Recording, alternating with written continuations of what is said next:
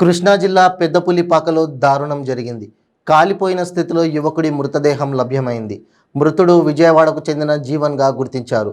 జీవన్ పొట్టి శ్రీరాములు కాలేజీలో బీటెక్ చదువుతున్నాడు. మంగళవారం సాయంత్రం బర్త్డే పార్టీ ఉందని ఇంటి నుంచి బయటకు వెళ్ళాడు. బుధవారం ఉదయం మృతదేహాన్ని కనుగొన్నారు. జీవన్ మృతితో కుటుంబ సభ్యులు శోక సముద్రంలో మునిగారు.